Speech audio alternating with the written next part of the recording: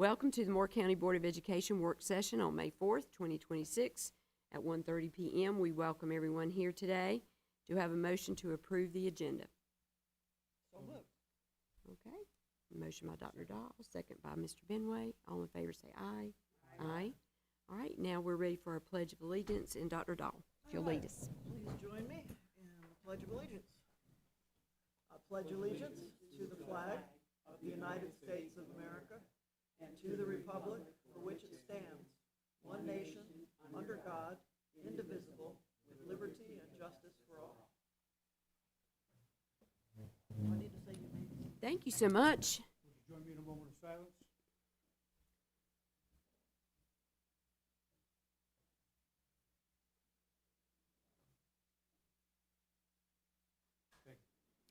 Thank you, sir. And we are at item 2, reports, information, and discussion, and I'll turn it over to Ms. Purvis for item A. All right, thank you. Good afternoon, everyone. Item A is book selection process review. I know recently we've had a couple of questions surrounding where we are with book selection process, if we're still following the same procedures. So as we end this year and as we look at heading into next year, which will be here before we know it, I think we've got 6 weeks left. So we're finishing strong. Ms. Sinan is going to just review with our board what that process is and what it looks like. Ms. Okay. Sinan? Awesome. Good morning, everyone. So you'll see in our executive summary on November 6, 2023, the Moore County Schools Board of Education approved policy 3200, which is parental inspection of and objection to instructional materials, and endorsed the regulation 3200R, which is media and technology selection and reconsideration processes or procedures. What I'm going to go through today is what those processes and procedures are for book selection for our media centers, and then what the discard process is. Following the approval, the team created this selection and discard process for books in each one of our media centers. The team consisted of district administration, school-based administration, school-based media specialist, and upon the review of the policy and the regulation, the team created a document for school teams illustrating the process for the selection of new books and removal of books from their media centers. That's also included in the executive summary. Media specialists and school administration have since been trained on this process. And as part of the new principal onboarding that we do each year for new principals, we review this process with them as well so they know what that process should look like within their school. A couple of things that I just want to point out. Mr. Batchelor is actually working on this right now. When we look at our website to see where folks can find books that are in our media collections at any of our schools, we have we're going to have standard language across the board. So right now on the website for the Moore County Schools website, it says school library catalogs. That will take you, and Charlie's going to do it, that will take you to a website that shows all of the schools, and you can select your school to see if there's certain books that you want to look at or anything. So it's got it broken up by our elementary schools, middle schools, high schools, and then our alternative schools, which would be CLC at Pinckney and Connect Academy. You don't see More Innovative High School on there because they use the library at Sand Hills Community College. You'll also see for the district, there's some pieces there as well, so you can look up those. What we're trying to do is make sure that there is consistency across the district so that when you go to a school website, it says the same thing. It will say school library catalog, and then you'll be able to see it just for that school. So we've got the whole district on the district page, but then each school has their own, but the language is going to be the same across the board. So Charlie's been working on that for us, so we can have that consistency across the board.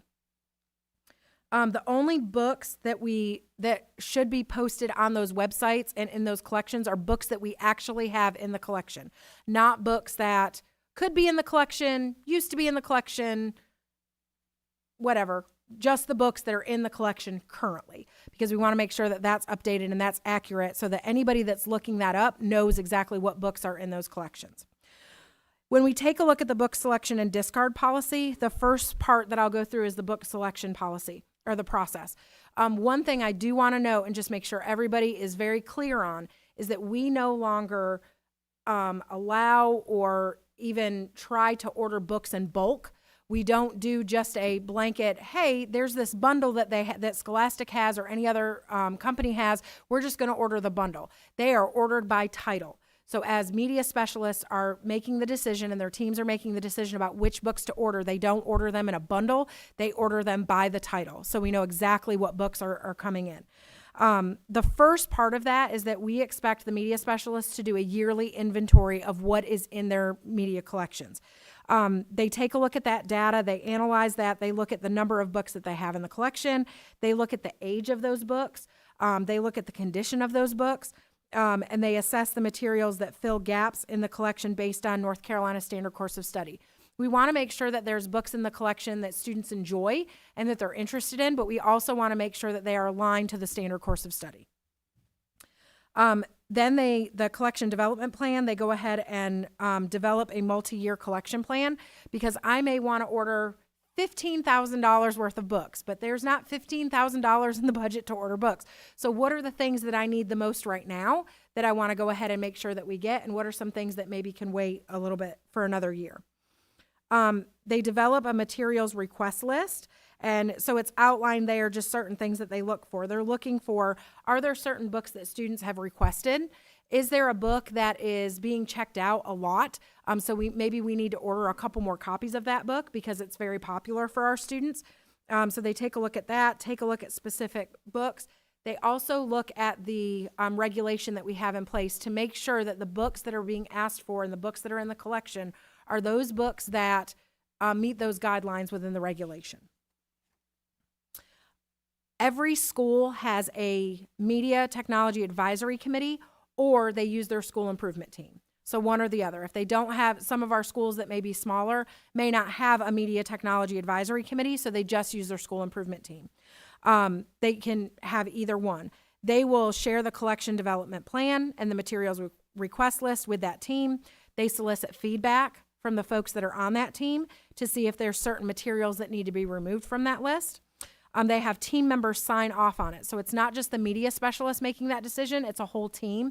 And so the whole team signs off on what that decision is. They'll create a final purchase request list. Again, this is not a bulk purchase or a bundle purchase. It is, here are the titles of the book, title, author of the books that we would like to have. They consider the goals of the school improvement plan.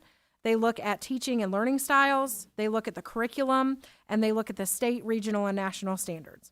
And then that list is submitted to the principal, and then books are purchased for the media center based on the budget at that time.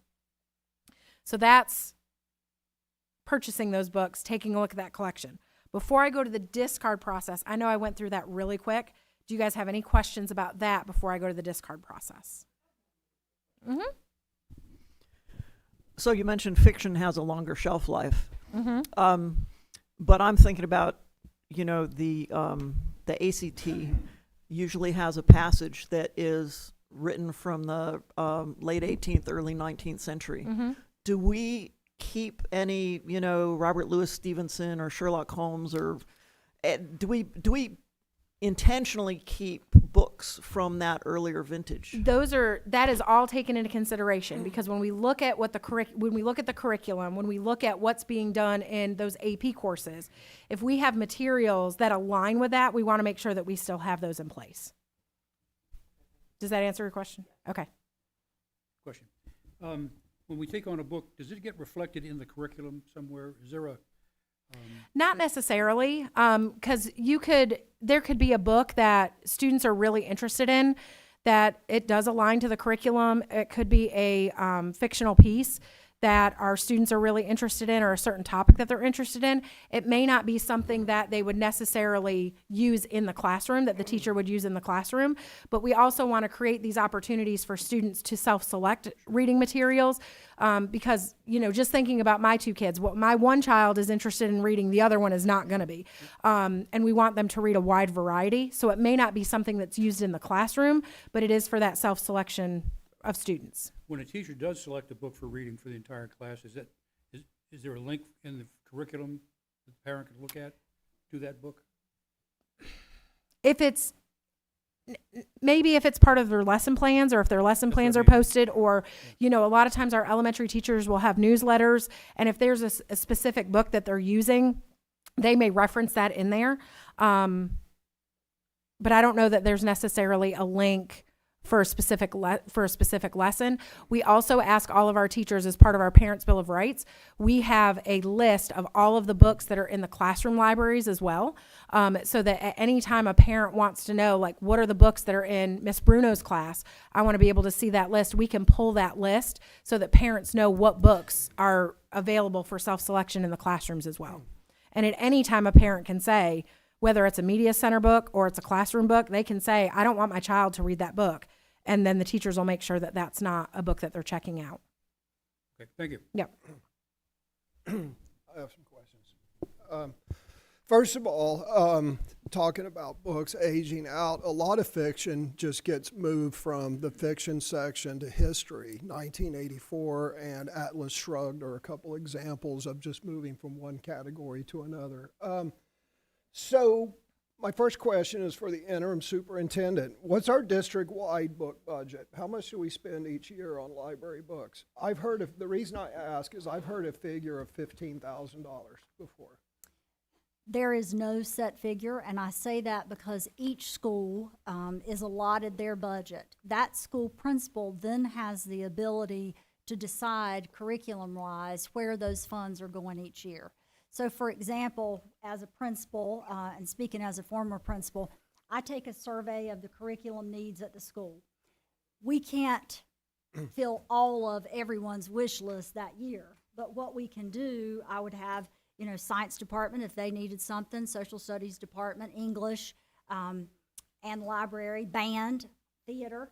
All of those things have to be taken into consideration, from pieces of music to library books to other supplies. So there may be years when my library got a large amount, and then there may be years when we needed to buy new sheet music for the band, and we needed to buy, lab things for the science department. So there is no set amount each year.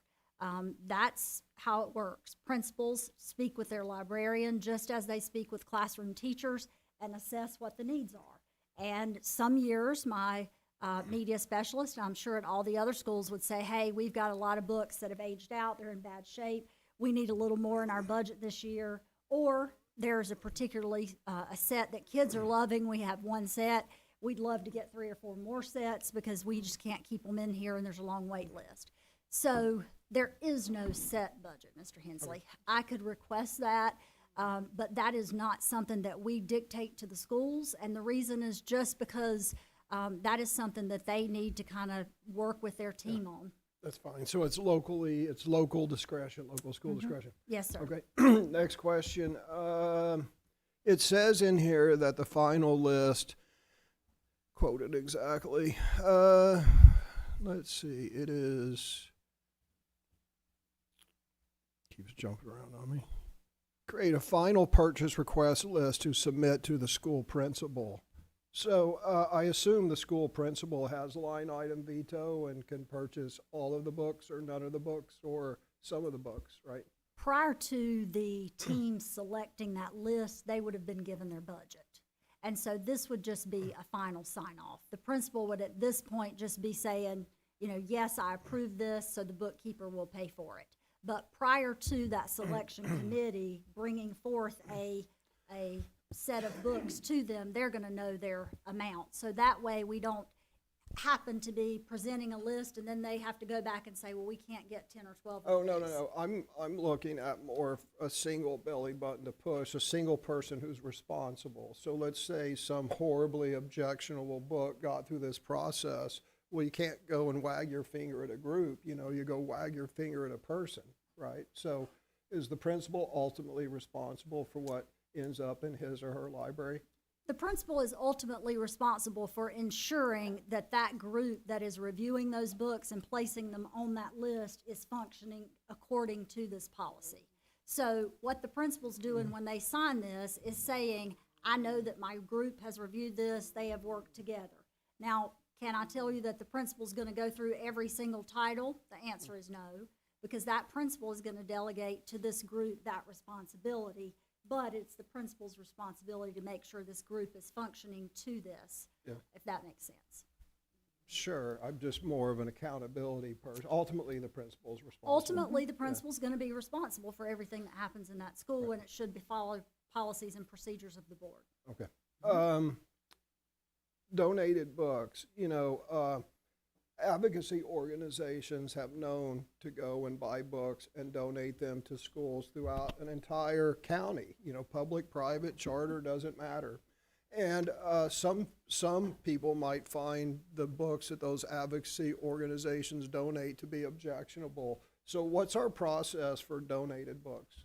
Any book donated or purchased would have to follow the same process. So if you had someone or an organization come to the principal or to the media specialist and say, hey, we want to donate these books, those books, whatever those titles were, would have to be sent to this media team for review, and they would have to follow the same process prior to us putting them in that Okay, library. so this is whether it's purchase or Correct. acceptance This of a is for donation. anything that's put on our shelves. Yeah, and please note, I did not say that every book donated by an advocacy organization is objectionable. I just said it could be determined by some. And then finally, a few years ago, there was a controversy about class libraries and how class libraries were a way around potential objectionable books not showing up, in card catalogs and the parents not knowing. What are we doing about class libraries? So as Ms. Sinan spoke on, class libraries are currently kept. Every teacher has to have a list of their class library books, all of the books that are within their classroom, which students have access to, whether they're using them in their curriculum or whether they may be on the shelf for silent reading time when you want to pull one off the shelf. Those collections, the principals have each of those. So as well, those have to be vetted, okay? So when we are looking at a teacher's classroom collection, the principal's taking a look at that. Those are in alignment with these book policies. And at any point in time, if a parent wants to say, in Dr. Dahl's class, I'd like to see what their classroom library list is, they can request that. Okay, but there's no online visibility of those, correct? At the, The website. on the teacher, on each school website. Yep. It's Yeah. not by teacher, It's it's by by school. school. Yep.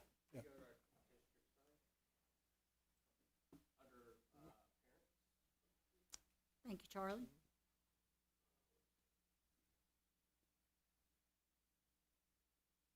Classroom collection somewhere.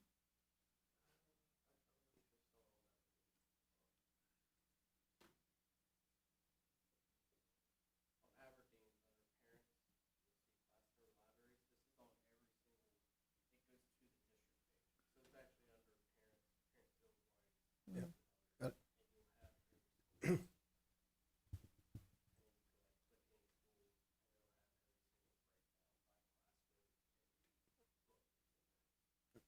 Okay, thank you. You're welcome. One more question, if I could. Mhm. With regard to aging out, do you maintain a collection of classics that never, quote, age out? That's something for the team. The team will take a look at that to determine. But typically those, they really look at, and that's what I'll get into for the book discard process in the next part, is that they look at how often is it being checked out? How often are students reading it? How often is a teacher pulling it out to read excerpts of it to the class or anything? I can't say that for sure all of the classics are in our media centers all of the time, because that goes through that process as well with the team. I'm not sure I like that.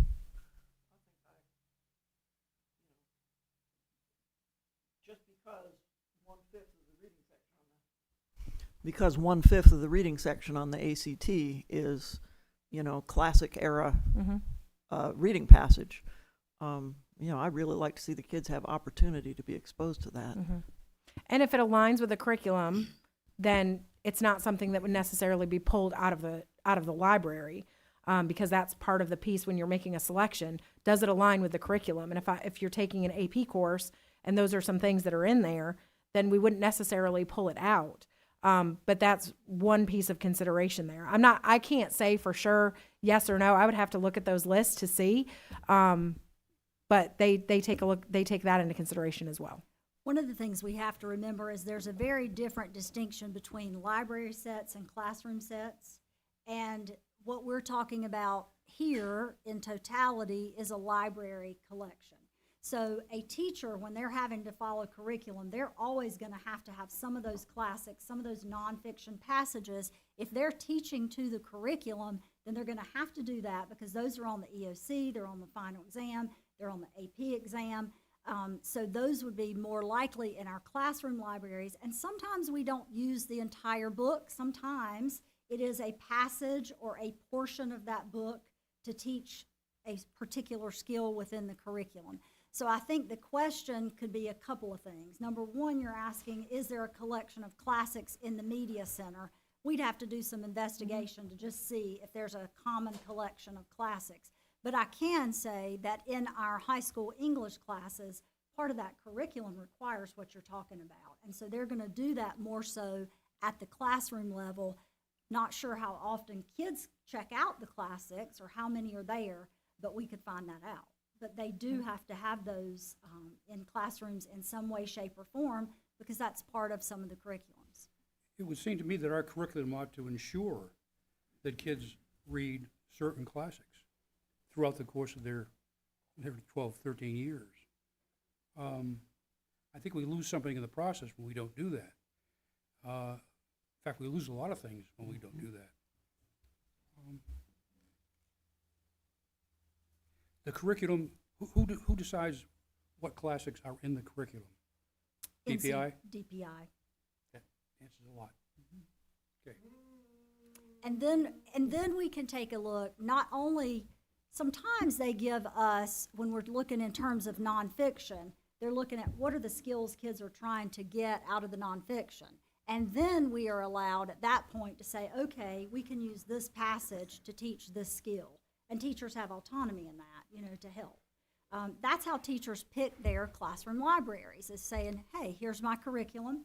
I need to be able to have kids learn these skills, these things within the curriculum. So I'm choosing my classroom library, the novels that we're going to utilize around that. I think that inherently, I think if many of us said what we read in high school, we'd say a lot of the same novels. That inherently lends itself to some of the classics. But we'd have to get you a specific answer to know for sure. Yeah, I'd like to see what forcing function, if at all, we have to ensure that kids read certain classics, just as a fundamental part of going through school and becoming an American. Thank you. Thank you. I'd like to ask about kind of a different portion of the reading spectrum also, and that is, material's overall purpose, educational significance, and direct relationship to instructional objectives, curriculum, and to the interests of students. So there's a lot in there, but we have heard from what I think are authoritative sources that it's more important that you get kids to read than it is what they read. And so, to what extent are we including things that, are more oriented to getting kids to read than with any other curricular purpose besides practicing reading, such as, manga. A lot of kids will read manga. Do we keep manga in our libraries for that reason? We'd have to look at the list and how that decision was made of what was going in there. Student interest is a big part of it. If there's certain books that students are interested, but I think it's a balance, Dr. Dahl, of what are the things that we've got to have them read because it's in the curriculum or because it's a classic or because of whatever reason it is. And then what are some things that we want to make sure that we have in there because that's something that the kids are interested in, but it's also age appropriate and it's appropriate for it to be in a school. And that's where some of those classroom libraries come into play too. I will say our media specialists are hyper-focused on trying to get kids to read more. And so one of their highest priorities lies within what books can I bring into this media center that's going to have kids coming into this library and checking out books. And so they are focusing on getting kids to read more. Do they ensure they have things that fit the curriculum so that teachers can pull resources? Yes, they do. But as a media specialist, they are really trying to get kids to read for fun, to read for activity, and in doing that, they have to have those books that kids are interested in. So can I infer that a book could be considered to meet these criteria if it was, school and age appropriate and motivating to children. Yes, there may be some books in that library that kids are going to read, and it's not really for any curricular purpose other than the more you read, the better you read, and the more you're exposed to that vocabulary. And so reading is also for entertainment, and we want kids to get to the point that they know that, reading is fun, and reading is something that brings enjoyment, not just for learning purposes. But while kids are reading for enjoyment, they are also learning. Okay, thank you. Okay. Wait, I have a question, Okay. please. Yeah, you only mentioned age appropriate once, and it's not up here. So what specifically are we doing for age appropriate books? It is.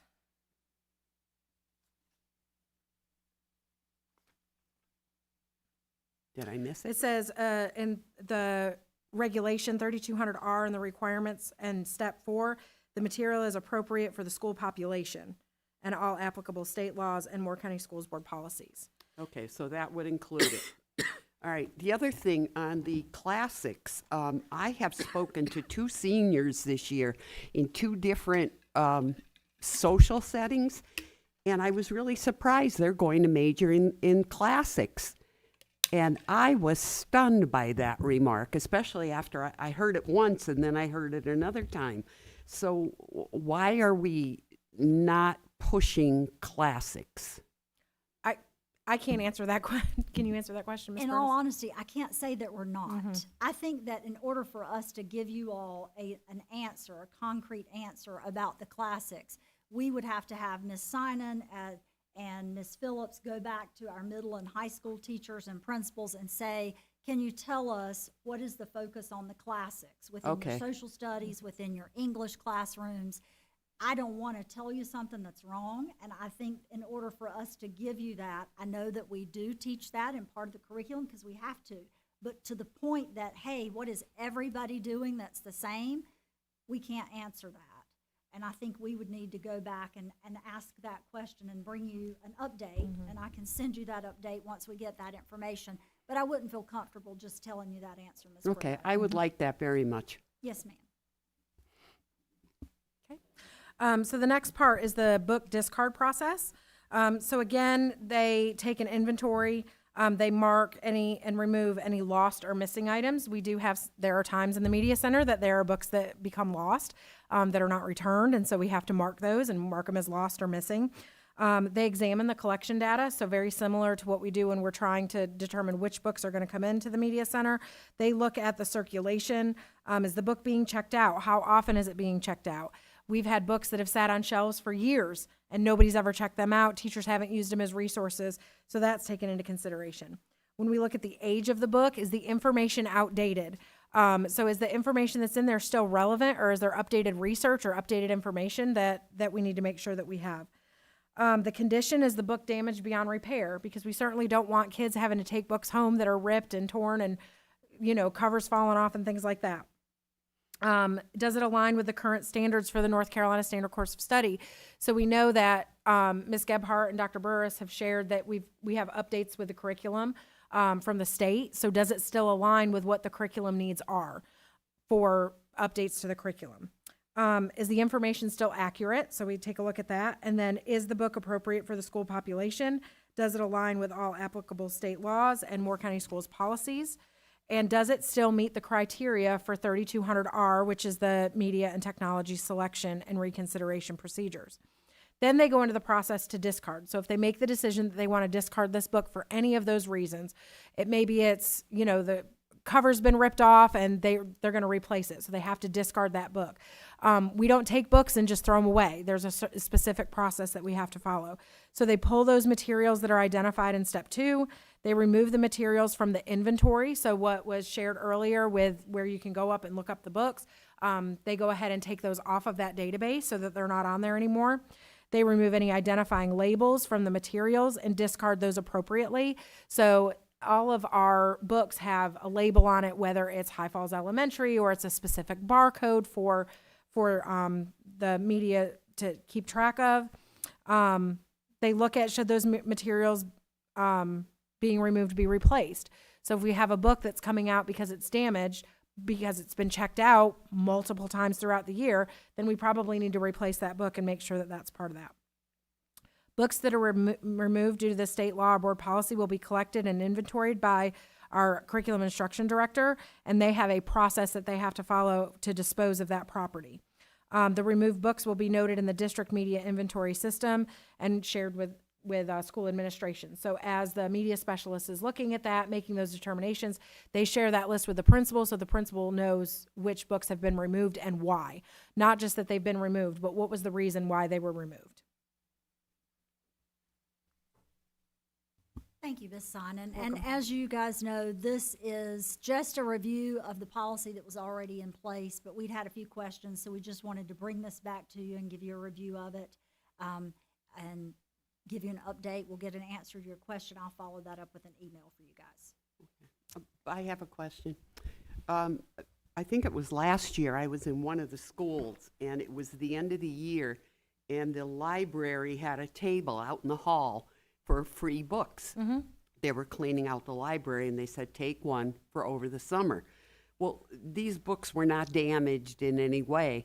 Why aren't we using these books and contributing them to the Pinckney Center, which has no library? Pinckney they have a library, isn't that? They have a listed up shelf there? of books. Okay. That's what they have. I would have to look at that. I would have to see, if it's an elementary school, those books wouldn't necessarily be age appropriate Right. for our students at Pinckney. Which would be one reason why they wouldn't necessarily go over there. But that's something that we can look at is, are there books that are being discarded that would be appropriate for Pinckney? Okay. And why those books were being discarded. Because I wouldn't want to just say all of them go over there, because if they're not appropriate for whatever reason that media center determined that it wasn't appropriate, it may not be appropriate for CLC. Okay. So we would have to look at those titles specifically to see, and those lists of why they were discarded. Well, I really think that should be done because it just seems like a waste. Okay. Yeah, we can take a look at that. you. Okay. Thank you so much. And now we're at item B, 2627, remote learning plan. All right, so as you know, we have a remote learning plan. Our remote learning plan update, our plan for next year, is due to the state in June. As we were taking a look at that plan, I wanted to bring the team together to kind of review how can we close some of the gaps on our remote learning plan, thinking about making a little more secure in terms of the specificity of what folks are doing so that there's clear understanding from the central office level to the principal level to the teacher level to the parent level. If we're able to get this out early, then parents know what to expect. And so Dr. Burris and her team have done a terrific job helping us update this plan. She's going to give you an overview of that. Dr. Burris, take it away. Okay, good afternoon. So I wanted to share with you some changes that we have written into our draft plan at this time. So to review with you, the goal overall is to try to ensure instructional continuity while children are at home during inclement weather days. So the materials are pretty much going to stay the same.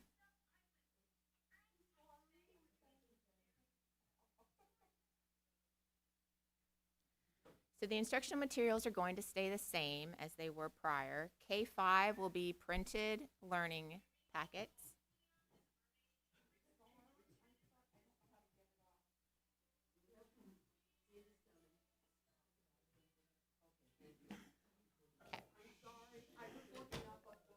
It's okay. So K-5 will be printed materials, which is what it has been. And then 612 will be learning management system, Canvas, will be the assignments will be given through Canvas. We will be having 3 schools that will be piloting at the middle school level, not taking home Chromebooks, at least Middle School, Cranes Creek Middle School, and Southern Middle School. So they will actually have packets as well. And then the required tool, this is going to be a difference, is that there will be synchronous learning going on during our remote days. So prior, just packets were sent home or there'd just be assignments on Canvas. Now that was an asynchronous Now we're going to go synchronous with Google Meet will be our conferencing tool. And then content policy, this is stated in the plan, and this is something that we're going to uphold, is there is no new content. And the reason for that is we do not want students working independently or working at home on something that is new that they're going to struggle with without having had the content prior or the skills prior. So all of the material, all of the content will be reviewed. There will be no new skills or no new standards presented. So communication with family. So when we're thinking about communication with family, we're going to create one-pagers for each grade span, K-5, 6, 8, and 9, 12, that really outline what the expectations are. So we'll share what the attendance communication would look like, how do students get counted as present. We'll share what the work expectations are. We'll talk about that synchronous time, and I'll kind of highlight that in a moment, what that might look like. And we'll also talk about what EC services look like during remote instruction. And then the website that each school will provide the remote learning schedule, which I'll share with you in a moment, for those remote learning days, so that will be available. And then we're also going to create short videos that show parents, this is how you get on a Google Meet. Most likely they all know how to do that after we all survived COVID. But this will be another opportunity for some that may not be as aware of how to get on Google Meet or how to access things on Canvas with their student, or how to get something off of Class Dojo if they have an elementary student, just in case they might need it. So staff expectations, some of these will be changing with the new plan. The first is the workday requirement. It is going to be a required workday for teachers. So there is no option to take the day off. So it is a required workday, and it's a required remote day for teachers. So when we're thinking about their assignments, I kind of hit on this already. Canvas, for the majority of the 612 schools, minus those 3 that I mentioned, that will be the main LMS of how students will get their assignments. Printed packets will be for K-5, and again, I'm going to reiterate this again, it is a review of prior standards. There is no new material in any of this work.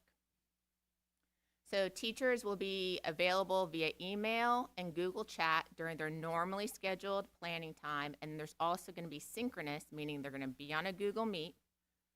That will be expected as well, and I'll share that schedule with you in a moment. And then principals will be expected to hold an opening Google Meet and a closing Google Meet with their faculty to set expectations for the day in the morning, and then to review how the day went and address any concerns that may have come up, and if there's some type of announcement at the end of the day that they need to share with their teachers. So these are the staff expectations for that schedule that I referenced earlier. So for grades 6-12, teachers will follow their normal schedule through the day. So students will be expected to get on a Google Meet for the first 15 minutes of their class period. So let's say I have English from 8 to 9:15. Then from 8 to 8:15, I'll be expected to get on a Google Meet with my English teacher. In those 15 minutes, the teacher will review the learning targets for the day, what the expectations are for the assignments, and answer any questions that they may have. They might do some type of activator or warm up with the kids to get them to remember the material because it's review material. And then at that point, the students have the option to get off the Google Meet. They're not required to stay on the Google Meet, but the teacher is required to stay on. So he or she will stay on the Google Meet in case any students pop in to ask questions or need help on their assignments.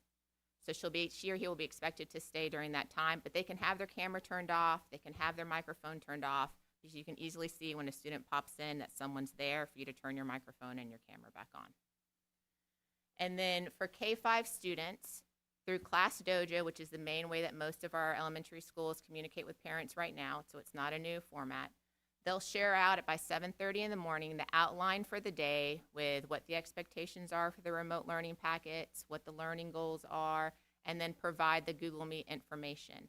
And then our elementary teachers will be on those Google Meets for those set times that you see listed there, with a break from 12 to 1. The same premise as it is for 612. They're going to be expected to be on. They don't have to have their camera on or their mic on, but if Rachel pops on because she forgot how to add, multi-digit numbers, she can pop on and ask Ms. Sinan for help to review some things with her. So for student expectations, attendance will be taken based on the work that's turned in, as well as students showing up for the Google Meets at 612. For those schools that do not take home their Chromebooks, those 3 schools that I mentioned prior, students still have the option to get on Google Meets. Those teachers will still be on Google Meets, but their attendance will come from turning in their packets since they may not have access to an additional device at home. Students have 5 days to complete and turn in the work. And then the learning targets will be communicated again via Canvas or that class dojo, and then when they come in for synchronous learning. And then for those students that have limited connectivity or have struggles with getting online, everything can be downloaded off of Canvas, or they'll be provided learning packets as well.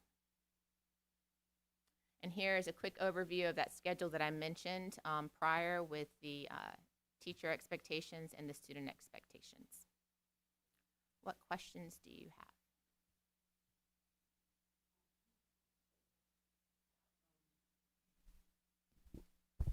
This sounds really good.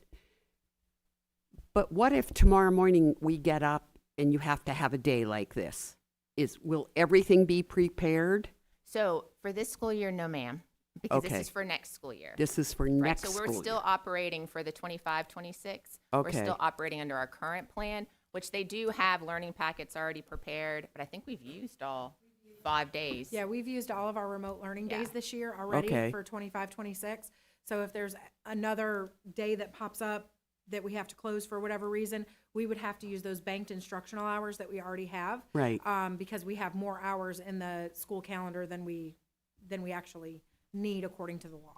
Okay, so would you email the work? Would you put it online? Is that how you would do it? For next year with this No, plan, for if this it- year? yes. This year, it would just be a day off. So Day- if tomorrow, okay. if a hurricane came tonight and we had to close school tomorrow, then school is closed, and that, you don't have to make up that time, and they wouldn't have to make up that work. Okay. I would just add, we're going to utilize remote days when we know that it's something that we're expecting, and we have time to tell folks, hey, be prepared for a remote day. We might have to utilize one. I will tell this group that our board that I've shared with the team, that I feel moving forward, we need to utilize first a few of those banked hours days. We build those hours into our calendar. We go extra minutes every day so that we build minutes that we can utilize. If we have those, we'll utilize a few of those first rather than going remote first because we've built those in for that purpose. That doesn't mean we won't use remote, but we can utilize some of those banked hours, keep a day or two. But for example, this year we had 5 days built in banked hours. There's no reason that we can't go ahead and utilize those and use the remote when we need to, but a little more sparingly so that we don't have as many remote days, if that makes sense. Because this is going to be moving forward review material, as soon as teachers get 4 or 5 weeks into the curriculum, they then have the ability to say, all right, I'm going to go ahead, put some of these things, which are the highlights of what we've done, onto Canvas or create packets that would allow us to be ready for review, right? Then they can add to that as the year goes along. So no longer are we saying, let's try to keep the work going. That was a frustration for many of our students and parents, was they've never had this before. We're trying to keep the work moving as if we are in class, but parents don't know how to support them, and the students are confused. So we're saying, let's use these as review days, which will ensure that our teachers have less stress because they're not at the last minute trying to put something together for a remote day. They already have it prepared. Packets for this 9 weeks are already prepared because we know what we have. That helps. I have another question. Why 5 days? That's the amount of time when we built in the minutes into our schedule. That's how many days it came up with. I think it was actually 3 for More Innovative, 5 for us. That's about what we usually average in terms of the amount of minutes that are built in. We could decrease the length of our day and have 4 days. We could increase the length of our day and have, additional days, if that makes sense. No, it said up there that students have to have the work in within 5 days. I'm sorry. I thought you meant why did we have 5 days of banked time No. within 5 days? I'm not sure, Ms. Well, Dr. if- Burris. If they're doing work that day, isn't that their It is. work I for think the it's next day? Yes. I think it's just to provide some flexibility and grace to a situation that was unexpected. So I don't think it's letting them off easy or giving them extra time. I do. I think that's letting you off easy. I think the premise behind it is giving grace and giving some time when things come out of schedule that weren't expected to have them that time. Well, then make it 2 days. 5 days? I think that's ridiculous. Yeah. 5 days also was part of the original, because if you're out for 3 days, that's 3 days worth of work, and you have 5 days to turn in that 3 days. So I absolutely hear you on, if it's 1 day out, 5 days does seem a lot, but if you're out for 3 days, 5 days doesn't seem as long anymore. And make it 2 days upon return to work, to return to school. Or 1 day after return to school, or 2 days after. I mean, what happens if it's a week long? What happens if it's 20 days long? You know, you can't make it 22 days, right, or 25 days. I have a few questions. So, first of all, thank you for leaning into this. You know, this was, I know it was a lot of frustration from parents. I'll get to that in a minute. But it was also one of my frustrations as a board member because it was like, oh, we're having remote learning day, but there wasn't a plan, right? So thank you for leaning into this and adding structure and standardization, structure for the instructional day and standardization between our schools, because previously there was neither structure nor standardization. Now, next year, we're going to have both, so thank you. Some questions, though. So what happens to, so teachers are required, what happens, this is just a general question, what happens to our people who can't work on remote learning days? They just don't get paid? So those folks who are teachers that do not work on that day would have to take a day. Okay. And, you know, we do know that on those days, we'll have staff members who are teachers who have their kids at home, right? And that's to be understood. And we decided as a team that we feel that parents would understand, as they did in COVID, and they'd rather see me as a teacher there assisting with a couple kids in the background than not at all. Right, but what but about if- like bus drivers and food service people? As always, this would be a required day for teachers. As always, bus drivers get paid if the bus is run, so they take their day. Classified staff decide if they're going to make up time or take a day. We have things in place for that. Yeah. So just for board members to keep in mind, you know, if we take a day off, many of our people don't get paid, right? So there's a cost to many of our team for taking a day off. When you guys were building this plan, what roadblocks did you all anticipate that our students would have? I mean, you know, an obvious one is there's no one who can watch the student. So how is the student going to be sitting at a desk logged in when maybe they're, you know, I don't know, outside running around? You know, this assumes, I guess my point is, the big obvious thing is this assumes some level of daycare and supervision, right? So that's an obvious obstacle, but what other obstacles did you guys consider? Obviously you considered that, right? Well, there's not going to be a requirement on the student. They are to log on that first 15 minutes. If they don't, that doesn't mean that they're not going to get to turn their work in. If they don't do it within that period that it's assigned, they can do it that afternoon. They can do it when mom and dad get home. But what we're ensuring is they have the availability of a teacher there. Okay. So the students are not marked absence, but there's an expectation that they do their homework, their day work. The student is marked present when their work is turned in. So the turning in that work is their acknowledgement of I was present on that day. But we do know there may be students who, I'm not at home today because my mom's still working even though it's a remote day, so I'm having to go stay with whoever. That might mean that mom and I log on to Canvas or do my packet tonight when they get home from work. When that packet is turned in, my teacher knows that I'm counted for that day. Okay. So that's just an important point. Just make sure the one pager explains that is, look, we're assuring availability of our teachers, instructors, and, you know, I assume senior administrators for problems, but, you know, we're making sure the availability of this. However, the standard is, you know, we hope to see everyone. The standard is when it's turned in, they're marked present, right? So just make sure that's clear. Yeah, and you know, we would hope that our you know, when we look at 612, those kids are older kids, right? So they have the ability to have Chromebooks, which is why we're saying, hey, log in with your teacher that first 15 minutes if you can. Because that's going to ensure we set the tone for the day. Teacher can give those learning goals. And like she said, just spiral back to, hey, remember when we did this, we're going to review this again. Okay, and one other question and then an observation. One of you all said, I just don't remember which one, said that we used up all the remote learning days for the year.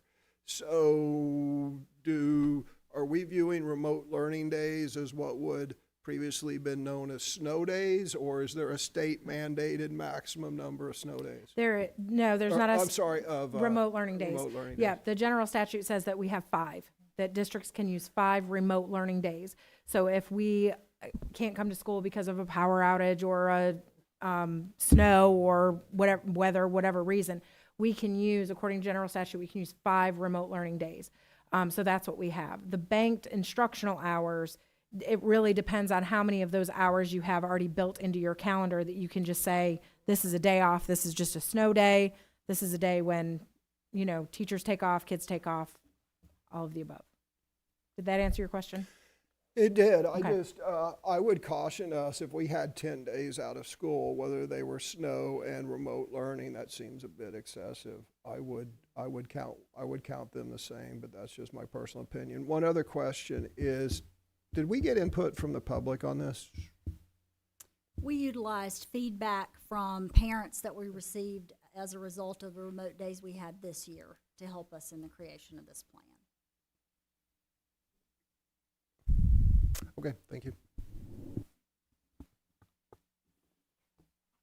Thank you very much. We're at Thanks, Rachel. item C, 25-26 quarter 3 discipline data report. Ms. Dr. Burns. Capps. Yeah, Dr. Capps. She'll share with us our quarter 3, if you'll take it away, Dr. Capps. Good afternoon, everyone. Yep. All right, for quarter 3, I want to quickly remind you what we're talking about, the dates, because we're in quarter 4 right now. So quarter 3 was from January the 21st through March 27th. So that's the summary that you're getting today. All right, so just like I started so with quarter 2 and our semester review, I want to highlight some of the celebrations. These are the exact same ones I shared with you at the previous board meeting. However, I want to go a little bit deeper. I mentioned to you that the goal line is for 80% of our children in our schools to be meeting the expectation. So 1 office referral or less. Our goal is to have 0. So what I've done is I've actually pulled, it bothered me the last time that we were together that I wasn't able to give you those percentages. I have those for you. And I wanted to show you the average. So just for the average for quarter 3, remember our goal is to hit 80%. So I have that goal line there. If you pulled all of our discipline referrals across the district, we're at 96%. So in other words, 96% of our children are meeting the expectation. It looks like probably 83% have no referrals whatsoever. But we all have a little hiccup here or there, and there's a referral. The goal is to learn from it and bounce back. So that's our average as a district. Now, if we went a little bit deeper, here are the school level data points that we just celebrated together with assistant principals, and principals will see this on Wednesday, even though they're already pulling this data now that we're looking at these percentages. But you can see a lot to celebrate. Some schools having no referrals at all, and then you'll have 2 or 3. So I wanted to remind you that's our goal, 80% or above, and we are doing a phenomenal job. While we also continue to revisit, you know, if we're doing a phenomenal job, can we articulate that? What does that look like in every school? What do our processes and procedures look like? And we're fine-tuning that the more that we work together and train together to be able to articulate that. All right, so what does this truly look like when you get all that? Here's our 3-year trend data that I give you each time we're together. You'll see nothing truly alarming except for if you take a peek at the in-school suspensions, that has dropped drastically over a 3-year time period. Now, I will tell you the outlier to this is although in-school suspensions have dropped, what has increased is parent contact parent conferences. So we have a team mentality now of instead of just putting a child in school suspension, we're going to call the family in and we're going to sit down and talk about next steps. So I thought that was pretty interesting to see. So although that's dropped, we've increased with parental support. All right, the next little piece that you'll see, this is Chief Gooch's data. Nothing, again, alarming. We're pretty consistent. The Second Chance program, there is an increase there with quarter 3, but it's going to balance out when you see quarter 4. For some reason, I think we just hit high quarter 3 this go round, but it's averaging the same across the whole year. How am I doing, Gooch? Very good. All right, so I always give you the top 20 offenses across the district. Now, keep in mind, remember the state's pulling this differently now. They have aggressive behavior as one code, then they have aggressive behavior with physical contact. So when you see aggressive behavior, this could be as simple as a minor infraction, but then you also see, the other piece to this is whenever you see 21%, it's of all the incidences. So you've got to go back to, I'm going to pop back to that number. So out of 2,138 office referrals, 21% of them were coded as aggressive behavior. Does that make sense? So this is not the entire district, 21% are showing aggressive behavior. It's just of those referrals that have come in. All right, so that's the top 20 offenses. If we go a little bit deeper, so let's just see if aggressive behavior is that number 1, what does that look like across the board? Here you have the school level. So what's going on in each school level? Remember I mentioned to you with Aberdeen Elementary School, Mr. K is very aware of his numbers, even though this is balancing out across the board. His goal there, what he continues to say is, Dr. Capps, I don't want teachers trying to figure out, is it aggressive behavior, is it inappropriate behavior, whatever it is, put it in the system, let me get them out of the classroom so we don't stop instructional time. So that's, you can see school-wide data there. And that's all with aggressive behavior. The next one is the one that we used to call, fighting. It's aggressive behavior with physical contact. It doesn't necessarily have to be fighting. There's some of these where a kindergartner has tripped someone and they had to intervene. That's not kind. That's not kind feet. And it might be something different at the middle school or high school level. But you can see there across the board where we see the most incidents and then where we see the least amount of incidents. All right, and last but not least, we have the school level assault data. We had 1 assault on a student, which totaled out, that was the 1 incident that we had. All right, and that is your grand finale. Do you have any questions? Did I say it wrong? Oh my, yes. I just want to comment Sorry. that I'm really happy to see the downward trend in ISS. As a teacher, I feel that taking the kids out of the classroom so they're not there getting the education can put them at risk of further problems. So happy to see those numbers coming down. Glad that you have the solution for that. You know what I'm talking about, right? Absolutely. Yeah. Okay. Because we lose instructional time. You can't make up for time lost with their classroom teacher. Well, I have a follow-up question to that, but I can wait. With respect to assaults, we list 1 incident. That's great. We had an instance this past week where we had 8 gals fighting in school. Is that not an assault issue, or how do we classify that?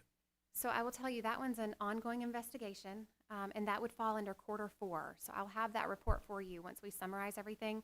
But I can tell you that this man sitting right next to me is very aware of the situation, and I'm very proud of what our school leaders have done behind the scenes. Sure. Yes, sir. Okay, so this does involve assault, if you It will. possibly can. I know they're still reviewing. I don't know that it's. Okay, No, that would not necessarily be considered an assault. 8 girls fighting each other. So that won't be classified on our side as an assault, no. Yes. somebody took the first swing. Can I ask a question related to that? Sure, yeah.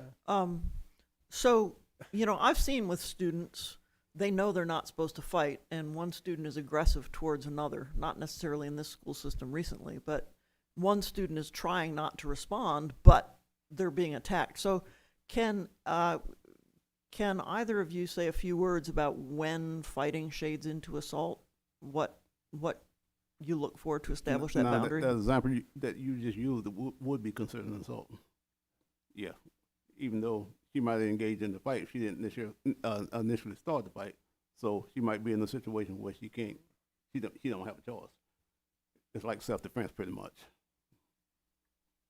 So you would recognize the self-defense aspect of the person who didn't start it. Correct. Like another prime example is the fight they had on the school bus last week. Kid was just coming on the bus. He started being attacked. The door was closed. He couldn't back off and get away, so he had to fight back to defend himself. So that would be considered an assault too. I guess the other thing is, that's why the investigation is so important, and that's why we have to ask a lot of questions, and we have to look at video, and we have to talk to the people that were around. Like, the investigation is really important in order to make a determination about, is it assault? Is it aggressive behavior with physical contact? How is that supposed to be coded? That investigation is really important, and asking those questions and looking at it from all angles. When we return to this next time, I'd like to revisit the definition of assault and the elements of assault, if you will. Good, thank you. I like that you brought that up. I do want to tell you, we're actually doing that at our leadership meeting on Wednesday, defining the difference between aggressive behavior, disruptive behavior, inappropriate behavior. Ms. Purvis charged me with that about 2 months ago. I don't even think she was interim superintendent. And she was like, we got to do something about this. We're confused. We're going to hit reset on Wednesday and truly define them as a team, but in hopes to model for principals what we do here, what we define here in this room together.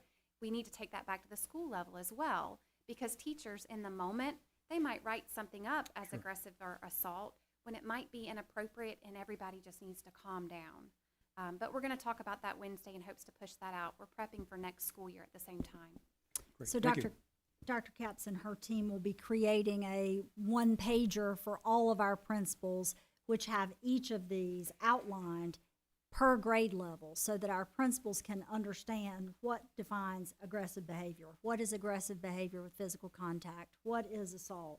And that way, everything is coded to fidelity across the school system, so when we're looking at this, we can ensure there's continuity across them. So thank you for taking that.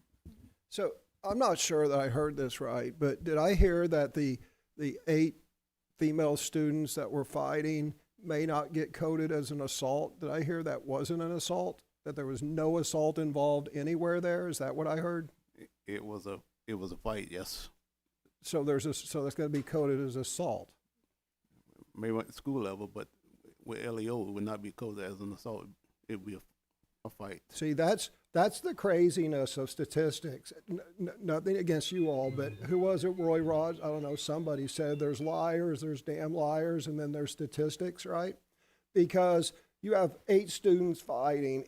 The common person would say that's assault. But only in academia or only in government could you say 8 students fighting, we're not going to mark that as an assault. We're going to mark it as student whatever with physical contact, which 5 minutes earlier was soft pedaled as, oh, well, that's not necessarily fighting. That could be as simple as a student tripping someone, which I was a master at, by the way. So on one hand, we soft pedal it as with contact is tripping somebody. On the other hand, it's like, oh, those 8 students fighting, we'll just make that, with physical contact. So Gooch, help us, Chief Gooch, help us a little bit and correct me if I'm wrong.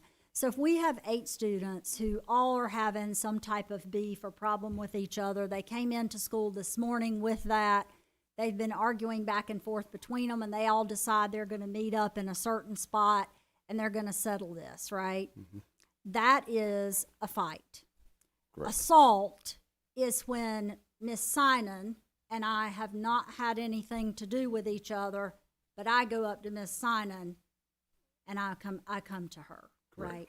So many times, especially at the high school, and I say this from a high school principal's perspective, these things start before they get to our campus. You know, they don't just start on campus. And I think that the fight determined a fight and not assault. When they all agree, that's what they're gonna do. So I disagree. So I'm what, just telling you no, based but- on the law. No, right, but and well, I disagree. So if I punch Ken in the face, then I could go to the district attorney and say, that's not assault, because gosh, I knew Ken, and Ken and I had a disagreement yesterday, so I just punched him in the face today, so therefore, Mr. District Attorney, don't charge me with assault. That's insane. What Gooch is saying is that at the school level, we could code it as assault, but at his level, he's unable to code that as assault. That's correct. Yes. Huh, I guess. I do want to say, I don't accept that answer, but we can okay. move on. Sorry, I didn't know you weren't finished yet. I do want to say I'm really pleased to hear that you're involving parents and that parents are coming to the table. And I appreciate the time that they're taking as well to join us to collaborate to make sure that we meet that 96% of, So- good behavior. Yeah, I'm not done. Page 5, please. Okay. So again, this was soft pedaled too. I'm proud to announce that we've had a reduction in in-school suspensions. Okay, and then Ms. Dahl, my colleague, jumped on that and said, "I'm glad to see a reduction in in-school suspensions." Well, when are the anonymous teacher surveys? Are those every other year? This year, teacher working conditions. The teacher working condition. Yeah. So so the results are out now. Because really, we're supposed to be evidence-based. I would look at this and look at 25, 26 as, yes, maybe we have more effective, other mechanisms than in-school suspension. That's what these people told us. But it could also be that we're not supporting the reasonable, discipline requests of our teachers. So I think you really got to take this decrease coupled with the results of the teacher climate survey and see what our teachers say anonymously. Before we celebrate this too much, to be evidence-based, we need to see the effects of this on our teacher climate survey. That's my observation on this. And then page 6, please. Do we have any information on the recidivism rate of our Second Chance program? Because it looks like we put a lot of students through the Second Chance program this quarter. And do we have any information on the recidivism rate of students that go through the Second Chance program? I can get that. Okay, good. Thank you. All right, thank you very So much. I would I'm like sorry, to, Dr. Dahl. like to follow up on the issue of, the question of whether what we're doing with, in place of in-school suspensions is effective. I would think if it was not, that we would see more discipline referrals. Is that a legitimate way of looking at these data, or do you think that subsequent referrals would show up in another quarter so that we wouldn't see them here?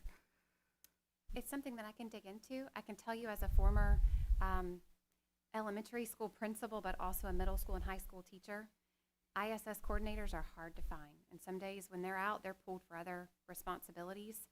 So it might be a situation where they can't put a kiddo in ISS. We've got to call the family in because we're out of options. Mm-hmm. It could be as simple as that. I don't know that whole story. I just know that when one thing plummeted, I tried to look at what was increasing at the same time, and those two balanced out. But there's always a story. And discipline data, I can tell you, there's always a story. I'm happy to pull that for you if you'd like me to. Yeah, because it would be nice to believe that there's something that's really working here, so that those kids can get their instructional time and still mend their ways, as it were. Well, you just heard it. It could be as simple as we don't have someone to man in-school suspension, therefore the student got sent back to the teacher with no action taken. And then maybe the referrals are down because the teacher goes, I'm tired of referring this child.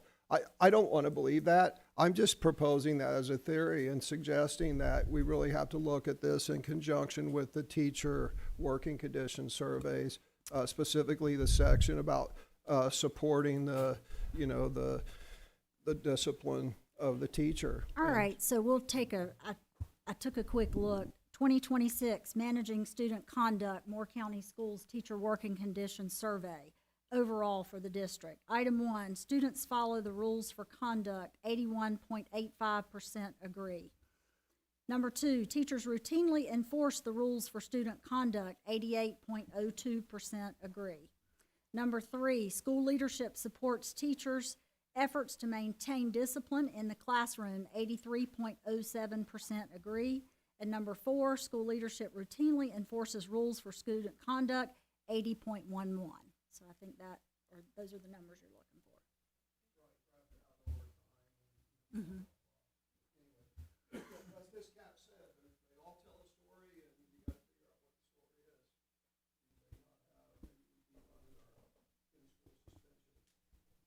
story is. We truly appreciate all the hard work that you're doing, and our principals, our teachers. Thank you, Chief Gooch. Thank you so much for your time today and sharing this with us. And board members, we have a long item list here, but do we want to take a 5-minute break? Do we want to keep going for a little bit longer? Okay, we'll take a 5-minute break. Thank you. Yeah, thank you.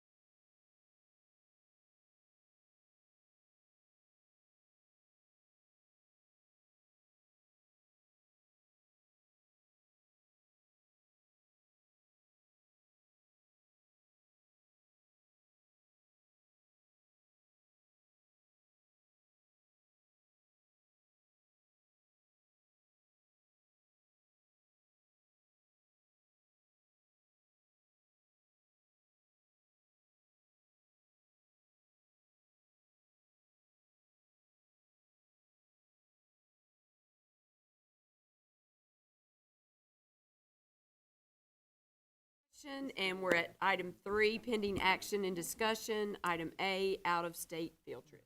Ms. All right, Purvis. Dr. Capps has one field trip for us today. Dr. Capps?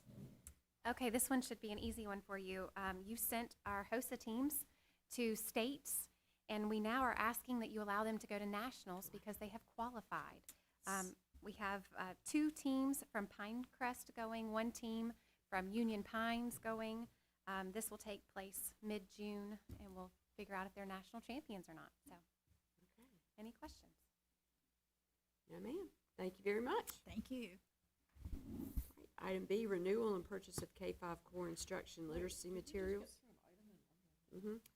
We're moving to support the MCS literacy intervention plan. All right, the board will notice this executive summary is a little bit different than you've had in the past. I've asked Dr. Burris to put all of the renewals on one executive summary. The reason being is that each of these are renewals of instructional literacy materials. They are not new items. She has broken it down for you, and she'll walk you through that, but this would be the approval of all renewals. So, Dr. Burris? All right.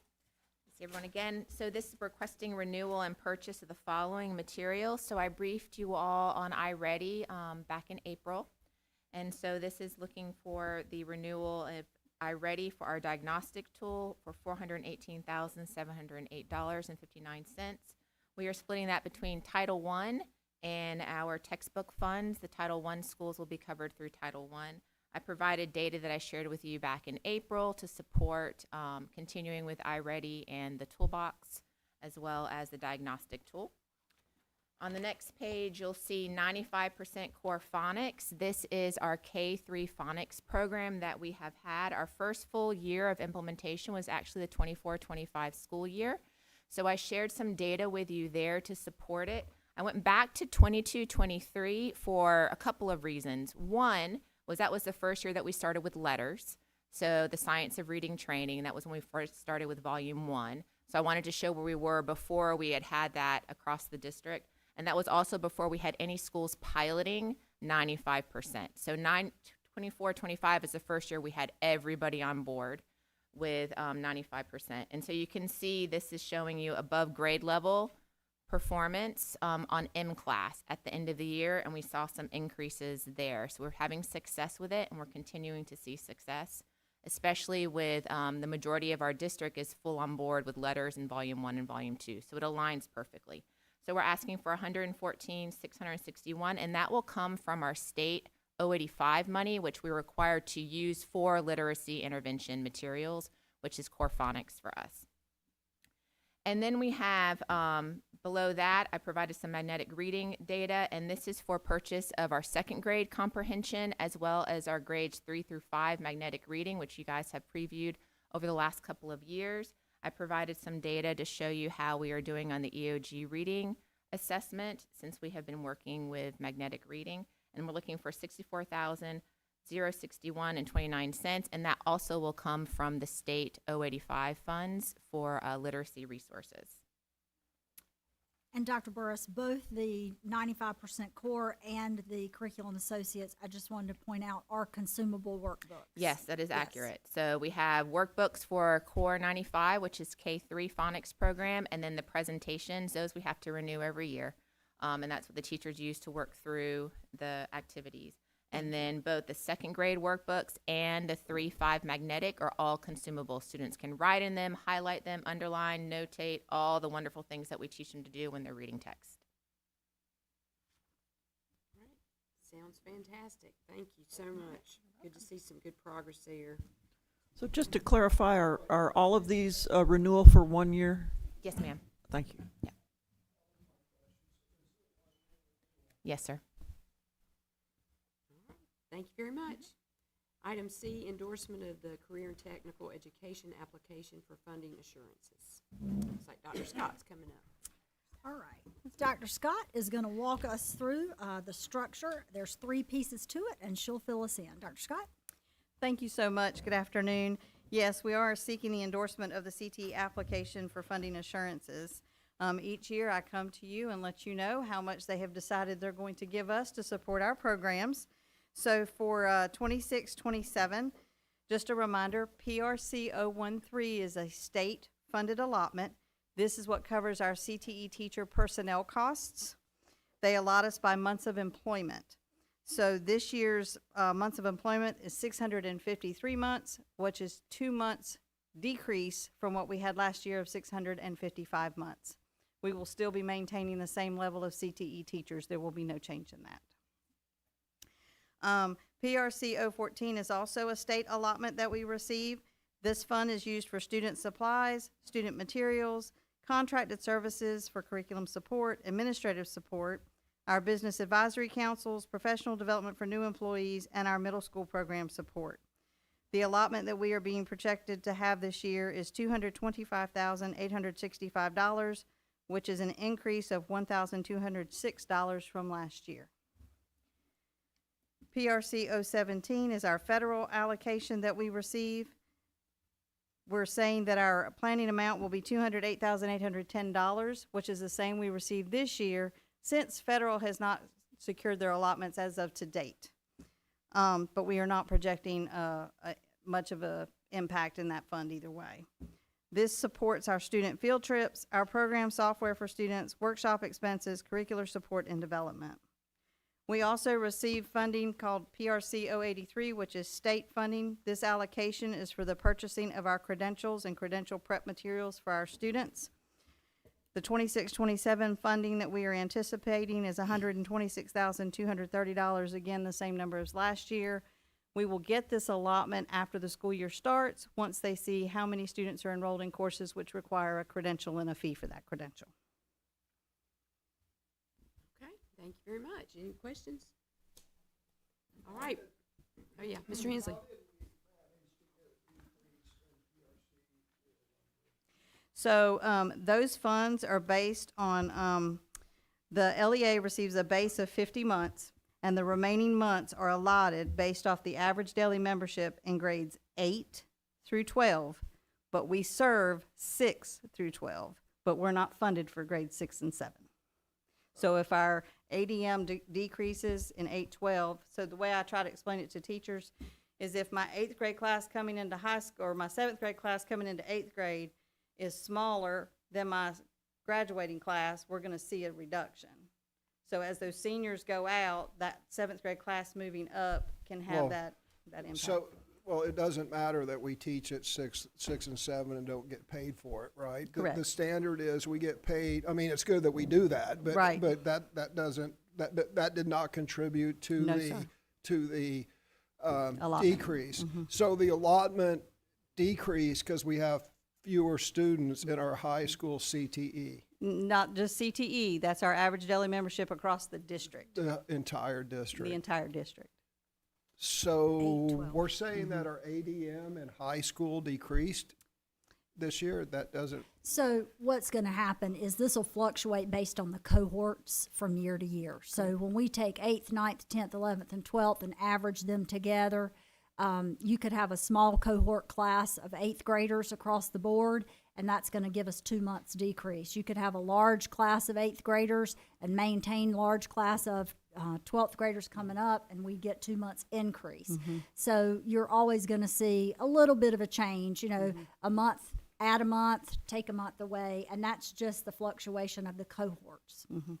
again, Because we're playing pretty stable and flat in terms of numbers across the board, But 8, if 12. our ADM went down, that means that our student population went down in high school, right? Minimally, Right. from 8 to 12. It would not be significant enough for us to just say it went down. It'd pop right back up. I would, you know, Yeah, it's it's been, not significant. right. I'm just shocked that our high school population is decreasing because everything feeds into that. yeah.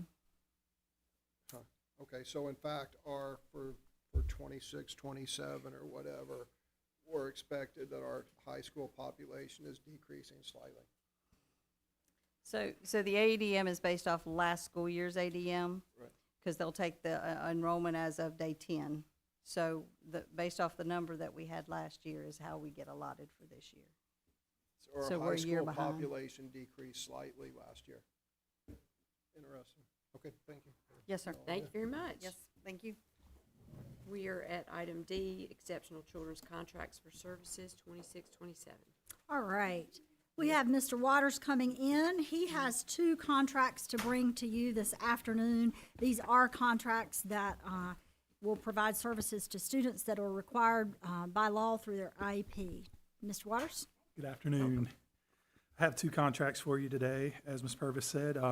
The first of which is Sexton and Associates, which has provided our audiological services since 2015, providing a high level of service that involves a lot of different facets: counseling, maintaining of equipment, monitoring of students with the hearing equipment, providing staff development, and also providing counseling for our students toward self-advocacy with their hearing impairments. And that comes to a total of $82,800, not to exceed that. And our preferred funding source that we usually pay out of with that is our IDE federal grant, that PRC 060. The other contract is with Active Kindness Adult Care Services that provides transportation for one of our students with complex needs to a private placement. And we recoup half of that amount each year. I put it in the summer once all of our purchase orders and receipts and everything are in, and we're able to recoup half of that amount through federal funding. So, any questions about those? All right. Thank you, Mr. Waters. Thank you.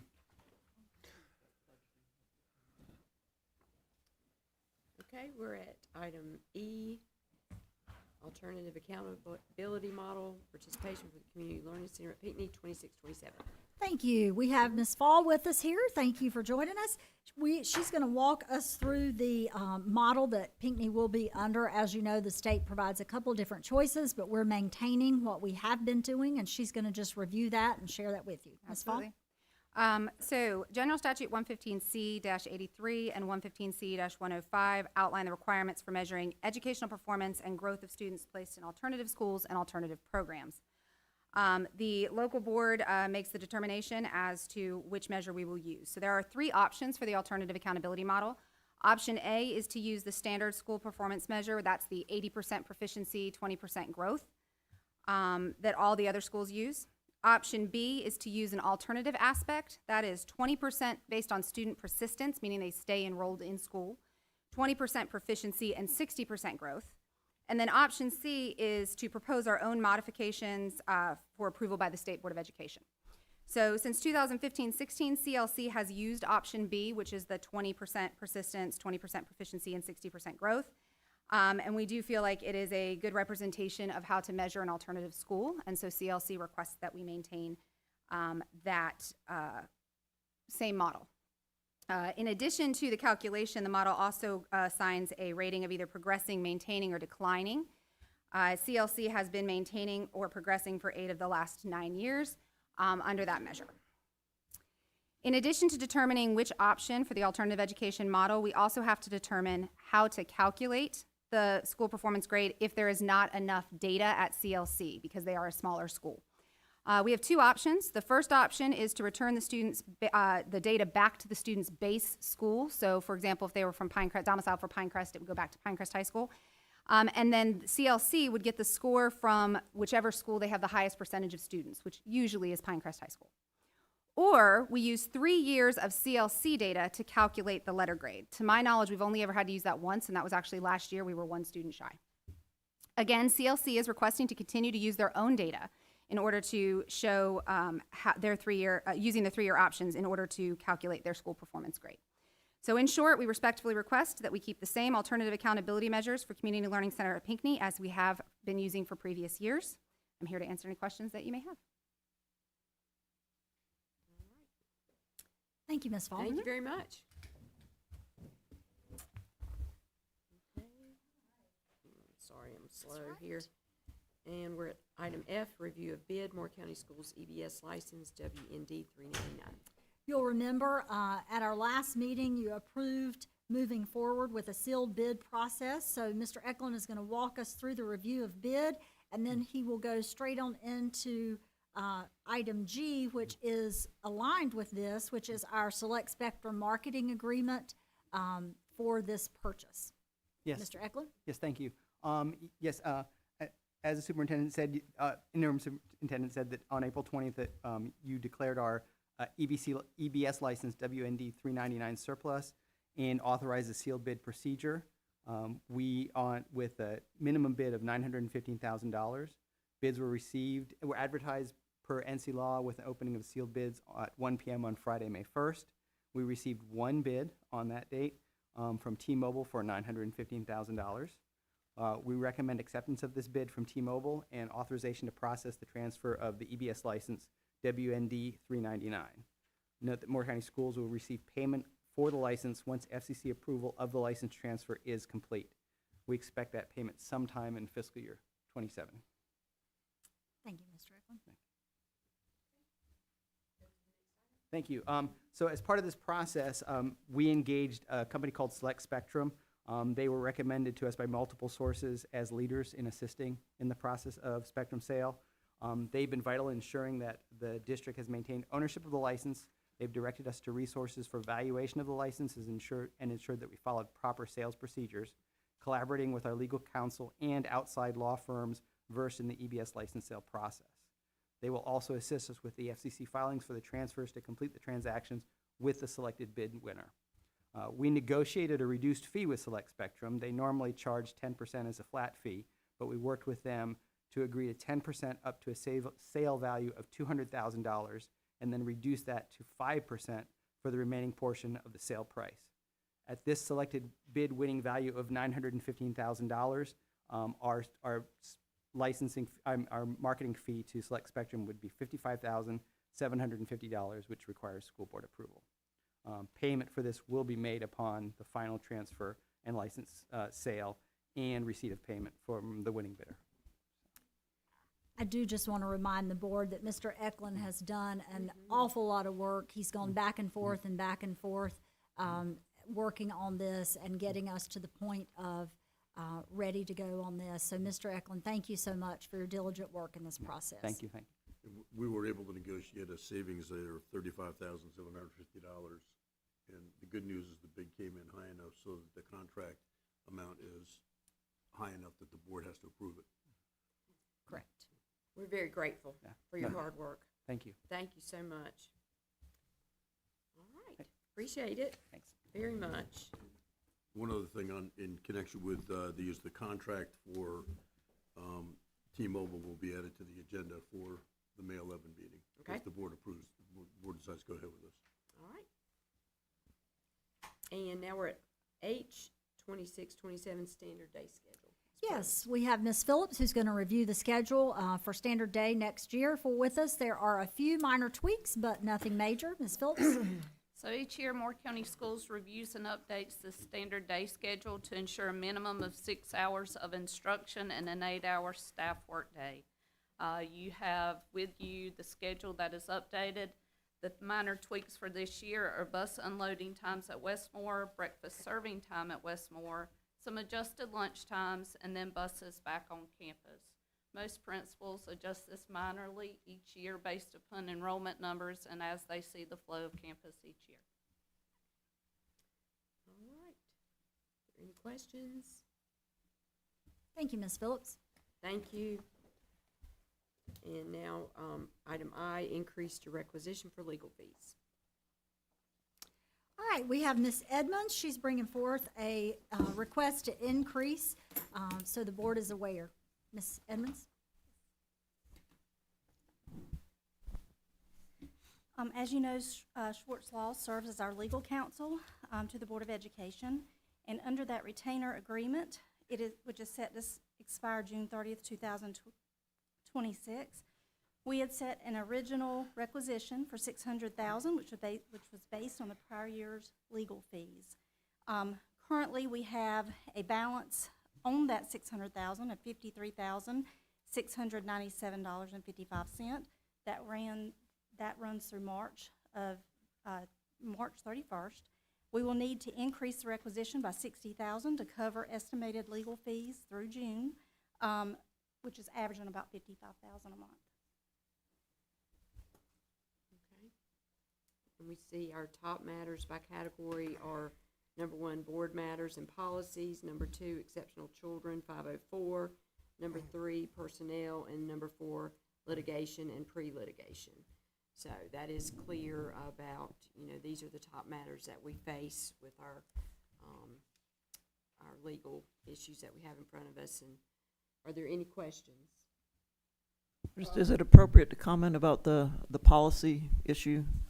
We're currently having to kind of overhaul our policies. The policy numbering system is out of step with the School Boards Association policies that we receive, and there's a major reconciliation going on that needs to be overseen by legal experts at multiple steps. Yes, we will begin that process. So, yeah, I have a question. So my colleague referred to a reconciliation of the policies to standardize it. When did that project begin? We have discussed it. We have not started that in totality. Okay, and so so that that will begin, Yeah. that's something we discussed at our last Right. policy meeting that I suggest we need to have happen. Right. And we'll be working Right, we towards. discussed it, yeah. So that hasn't contributed to the legal fees thus far. Well, the one thing that I can say that would have contributed to that in terms of policies is the fact that when we have a policy come down that needs to be updated from North Carolina School Board, and we have that policy, we also may have that mentioned in several other policies. Or we may not even have that policy. We may have our own policy that addresses that, and it's mentioned in several other places. So when legal counsel works with us on policies, currently, I know, for example, at our last policy meeting, she shared there was one policy that she had to spend 8 hours on, that one policy. And the reason is because she found so many other areas in our policy where that was located, and she has to mesh them to make sure that we have everything covered. Yeah. That's what we want to try to fix moving forward, so that it would be a Right, decrease right, in time. Right, no, right, you covered that. Yeah. When we, last month. Anyway, so are these in order? One, is one the highest percentage and 2 is the second highest percentage? And if so, what are those percentages? Because because that's important, right? Because one of my assertions, and having reviewed the billing a year and a half or so ago, is board members were picking up the phone and calling, and the attorney was responding to board member taskings. Yeah, well, like this meeting. Mr. Schwartz, how much did you charge us to drive down here and back to attend this work session? What do we get billed for you driving down? I know that school board meetings are free, that's one a month, but this meeting here, what do we get billed for this meeting? Just approximately. Whatever the time is, it's an hourly rate. So say it takes so it takes 2.5 hours to drive, 2 hours to drive down here. My point is, right, so that's $360. My point is, Mr. Schwartz's time is valuable, and it's valuable to him, and it's valuable to the taxpayers who write the check. He's been here for 2 hours and hasn't contributed to the meeting. We paid $360 plus his travel time, and he hasn't contributed substantially to the meeting. So I would suggest that, if we need the attorney for closed session, then he could just remote in, and rather than pay, all this adds up. If we drag the attorney down here 5 times a month, that's $24,000 a year. And that doesn't even include the time that he's sitting here, right? So we can be more frugal with the taxpayers' money by not having our attorney, we can bring him up in closed session via Google Meets. There's lots of ways that we can. Ms. Purvis showed a chart 2 months ago. What were our legal fees 3 years ago, 4 years ago, Ms. Purvis? I seem to recall they were around 200,000, maybe 150. Wrong. I'll pull them up for my. Here you go. Yeah. There you go. Yeah, so in, let's see, 2022, we've doubled, our legal fees have doubled in 5 years. You've got some great ideas, Mr. Hensley. I appreciate that. I really think, you know, we've got some things to consider and. Well, we and need to cut them in half. And we do have a lot of, you know, legal fees tied to our exceptional children, 504, our board matters, our policies, you know, our records requests and subpoenas, so all of those things add up, but, yeah, So there's how always, are how ours methods we need to compared to do. surrounding districts of roughly the same size? I don't know. We could find out. I mean, I don't know off the top of my head. We should do, you know, we're always about science-based, you know, evidence-based decisions and this, that. But I've never seen, you know, I've seen this chart that shows our legal fees have doubled in 5 years, right? And, okay, maybe we have more complex legal stuff. Maybe not. I haven't seen it. If we do. But I think that maybe we should take a look at other school districts similarly situated, and let's see what their legal fees are. And then we'll see if we're paying too much. I can tell you that right now. We're not paying too much per hour. Right. You know, the Schwartz Law Firm is good value per hour. We just need to have controls over who can task the law firm and how the law firm is tasked. That's a problem. I agree. Doesn't help the problem. Well, we're at item 3 now, and we're ready to get our school board meeting agenda for next Monday. So remember that our, you know, we've had a really good discussion today about these items. So I'm just gonna go through each one, and if we have 3 members or more that want it on action, we'll do that. So out-of-state field trip, consent. B, renewal and purchase, consent. Item C, endorsement of our application for funding, consent. D, exceptional children's contracts, consent. E, alternative accountability model, you want that one on action? Do we have 2 other board members? That's pretty standard. Okay, all right, so action for E. All right, F, review of bid of our EBS license, consent. G, consent. H, standard day schedule, consent. And increase to requisition for legal fees, action. Okay. All right. So now we are at board action, and this is item 4, item A, or excuse me, number 4, item A, award of request for qualifications for lift station replacements at West Pine Middle and Sand Hills Farm Life Elementary School. Ms. Price. Yes, before we get started, I just wanted to make the board aware of the reason that we're bringing these forward on board action today instead of waiting until Monday. We have the county commissioners meeting tomorrow. As you know, anytime we are going to access lottery funds, our board has to approve that, and then our county commissioners have to approve that. The state will allow us to request lottery funds on the 25th of every month, and they will send them out the first of the next month. So if we don't get these requests in this month, we'd have to come back to you at the June meeting, go to the commissioners in June, and then it'd be June 25th before we could ask for the money, and it'd be July before we get it. We need these monies to drop in so that these projects can be completed over the summer while students are not in session. The first of these projects, all of these are looking to use lottery repair and renovation funds. As you know, we have 2 types of lottery funds. The first is capital lottery. The second is repair and renovation, which is for the upkeep of our facilities. And so all of these are life cycle projects, the first of which, item A, is lift station replacement, which just allows us to make sure our bathrooms and our water is running efficiently. So, Dr. Patterson? Okay, the first item, the award for RFQ for engineering services for replacement of lift stations at both West Pine Middle School and Sand Hills Farm Life Elementary School. A request for qualifications for professional engineering services was issued on April 13, 2026 for the replacement of the 2 sewer lift stations located at the 2 schools as mentioned.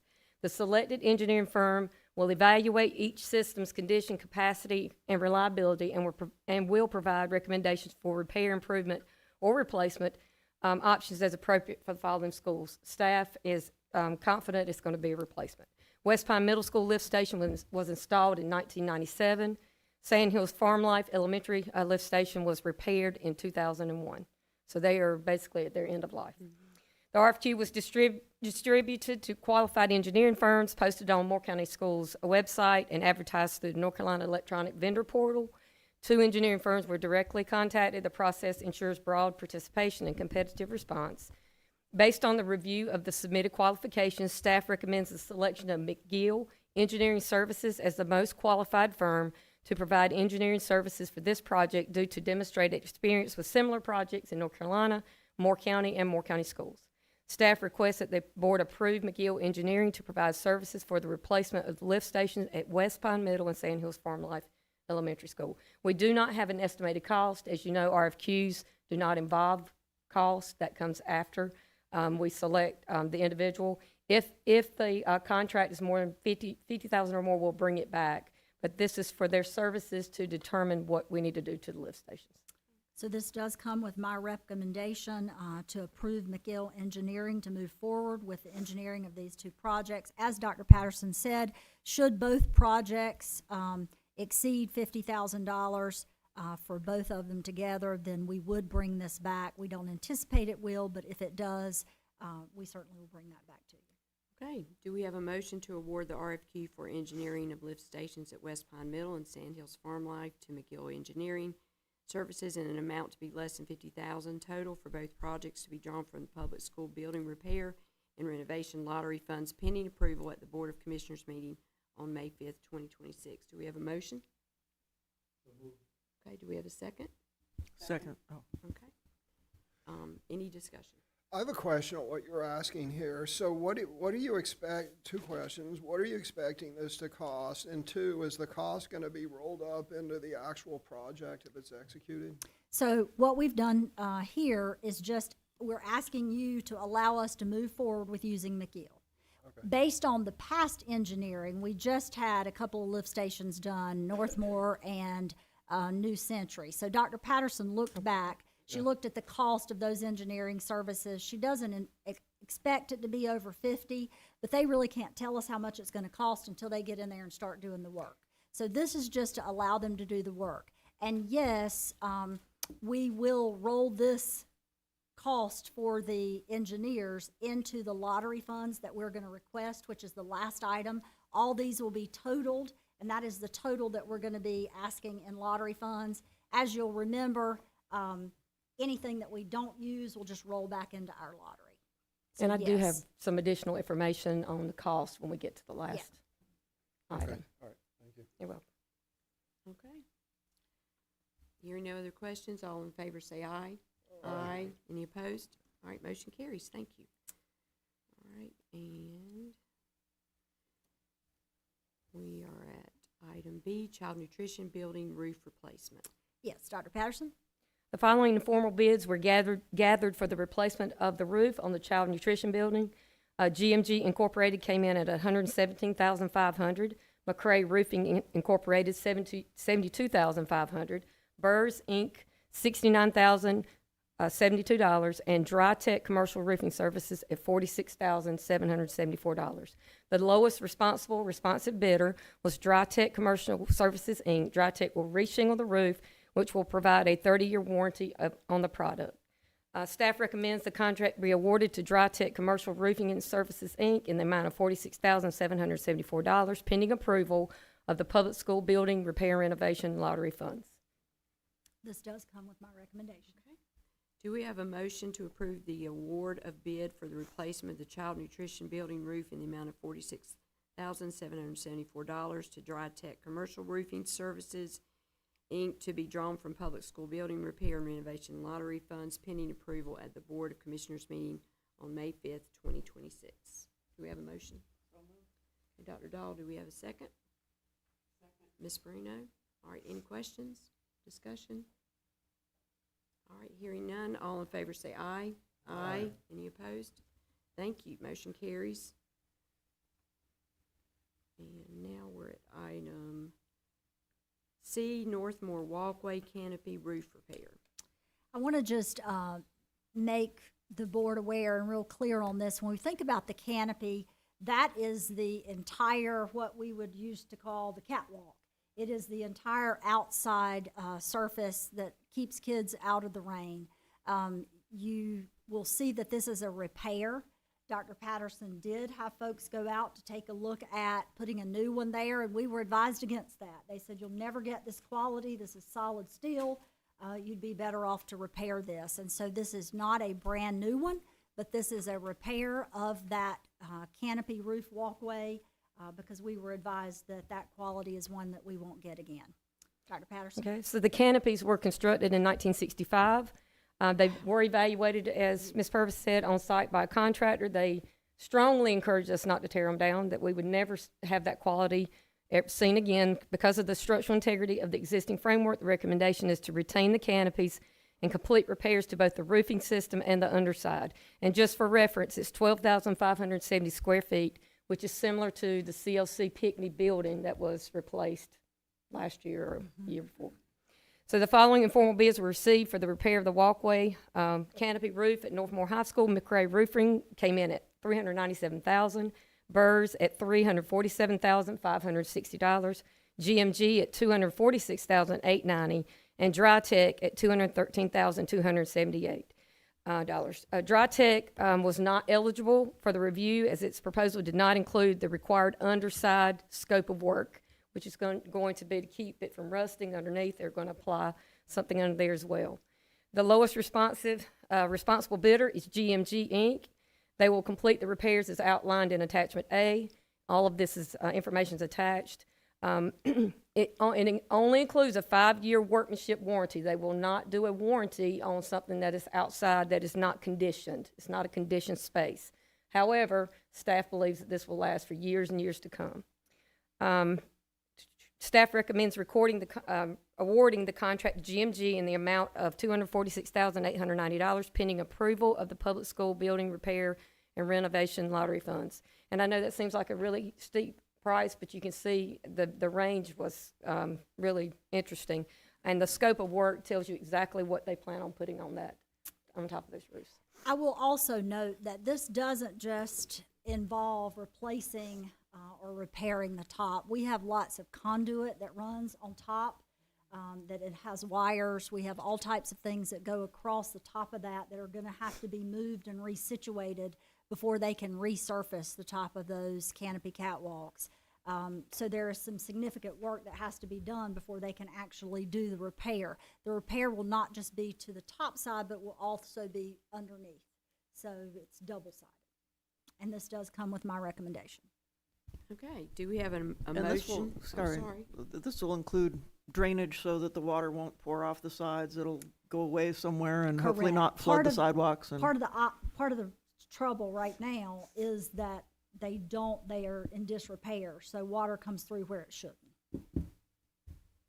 Okay, do we have a motion to approve the award of bid for the replacement of the Northmore Walkway canopy roof repair in the amount of $246,890 to GMG Group to be drawn from public school building repair and renovation lottery funds pending approval of the Board of Commissioners meeting on May 5th, 2026? Do we have a motion? So moved. Okay, Dr. Dahl, do we have a second? Ms. Bruno, any discussion? All right, hearing none, all in favor say aye. Aye. Any opposed? Okay, motion carries. Thank you. And almost there. Now we're at item D, Union Pines High School roof replacement, CTE Ag Automotive Building. This does come with my recommendation. Dr. Patterson? Okay. This is the roof of the CTE Agricultural and Automotive Building. The following informal bids were received for the repair of the agricultural automotive roofs at Northmore High School. That should say Union Pines High School. That is Okay. my fault. No worries. We didn't catch it. Yeah, it does have an emotion. Sorry about that. I still shouldn't make those mistakes. McRae Roofing was $198,800. Burrs, $175,210. GMG, $158,600. Dry Tech Commercial Roofing Services, Inc., $152,992. The lowest responsive bidder is Dry Tech Commercial Roofing Services, DryTech will install a metal roof with a 30-year warranty on the product. Staff recommends the contract to be awarded to DryTech Commercial Roofing Services, Inc. in the amount of $152,992 coming out of R&R fund, lottery funds. Question. Mhm. How often have we used DryTech in the past? We have not. They have bid before, but they have not been the lowest bidder. They're out of Troutman, North Carolina, and they have lots and lots of references and other work as well. Pretty aggressive in the pricing. Pretty good. Yes. Okay, thank you. I think they want, Want the business. yeah, They that's want to come right. to Moore County. They want their foot in the door. Yeah. And that comes with the recommendation. Yes, ma'am. Okay, do we have a motion to approve the award of bid for the replacement of the roof at Union Pines High School, roof repair replacement, CTE Agriculture Automotive Building in the amount of $152,992 to DryTech Commercial Roofing Services, Inc., to be drawn from public school building repair and renovation lottery funds pending approval at the Board of Commissioners meeting on May 5th, 2026. We have a motion. Dr. Dahl, do we have a second? Ms. Bruno? Any discussion? Hearing none, all in favor say aye. Aye. Any opposed? Thank you, motion carries. And we're at our last one, I do believe. Let me get there. All right, item E, request for public school building repair and renovation lottery funds to support multiple projects. Yes, ma'am. So this is requesting that the board take a look in totality at the projects that you just approved. You'll also see an estimate for the replacement of those lift stations included. The total allocation that we are requesting come from repair renovation lottery funds at this time is $1,500,000. That will leave us a balance of $734,986.80 in our repair and renovation lottery funds. Should you approve this today, then we will move forward with this tomorrow night to present it to the commissioners to ask them for their approval of accessing these repair and renovation lottery funds so that all of these projects can be completed over the summer. This request does come with my recommendation. Okay, thank you very much. Do we have a motion to endorse moving forward with a request for the use of public school building repair and renovation lottery funds in the amount of $1,500,000 at the Board of Commissioners May 5th, 2026 meeting? Do we have a motion? Okay, Mr. Benway, do we have a second? Dr. Dahl, any discussion? Okay. Could you give us a little perspective, you know, since we're talking about a majority of the balance in the lottery funds for now, on, you know, kind of when the lottery fund gets replenished and how predictable the replenishment amounts are and so forth? So we get lottery funds added monthly, so we run a report each month. In terms of repair and renovation lottery funds, that is a set amount that's allotted to every district across the state, and that drops every month. So this is something that, you know, is pretty predictable. We don't have, repair and renovation doesn't build as much as our capital does, so this is a smaller amount that builds in repair and renovation, but it is utilized for these purposes. So I think it was 21 was the last time that anything was utilized from this fund. Okay. Any other discussion? Do you know the monthly amount off the top of your head? I don't. I'd have to go back and look that. I could guess and give you what I think But it this is, has but I been hate to tell you. accruing for about 5 years. Correct. I have a question. Yes, Do the ma'am. charter schools get that money? Are they included in the lottery at all?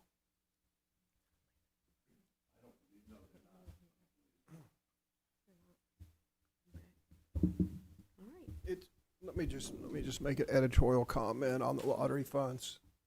So when the lottery was originally set up, it was for public education, right? And the pie was all public education. Now, if you look at it, the General Assembly's divvied it up all kinds of ways. The universities get some, and it's not all going to what the voters pass. You know, the voters were led to believe when the education lottery was passed, it would go to our traditional public schools for school construction and whatnot. But if you look at the pie now, it's been divided up so much.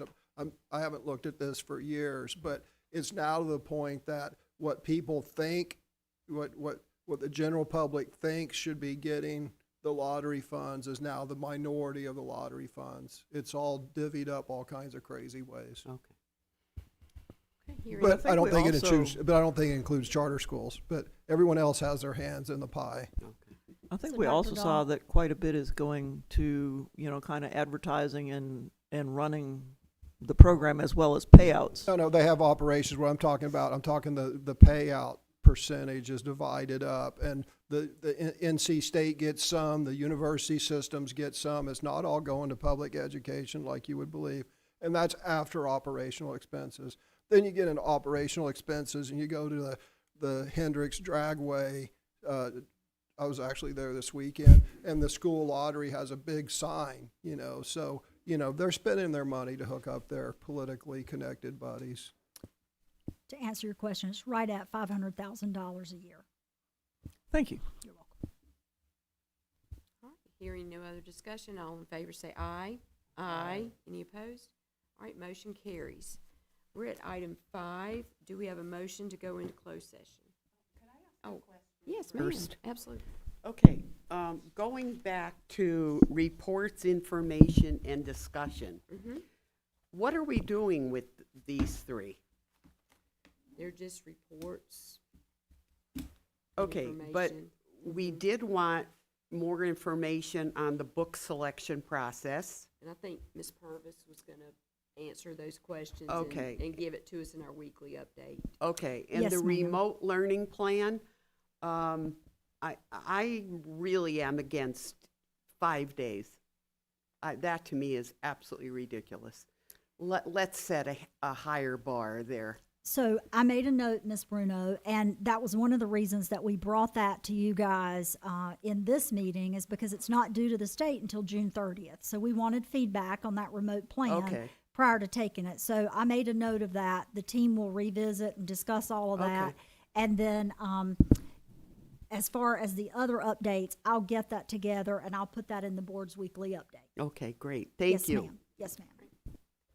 All right, thank you, Ms. Bruno. Do we have a motion to go into closed session at this time?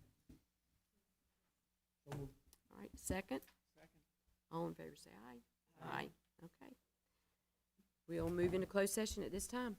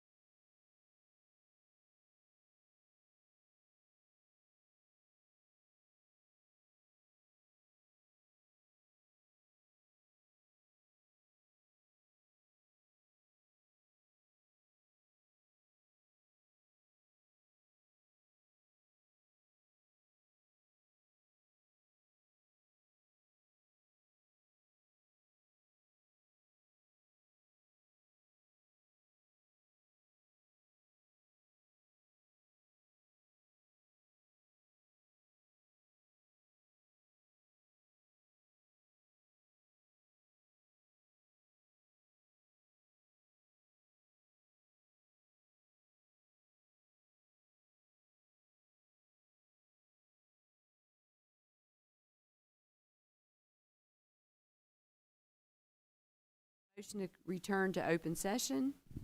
So moved. We have a second? Okay, all in favor say aye. Aye. All right, we're on item 6. Do we have any board comments?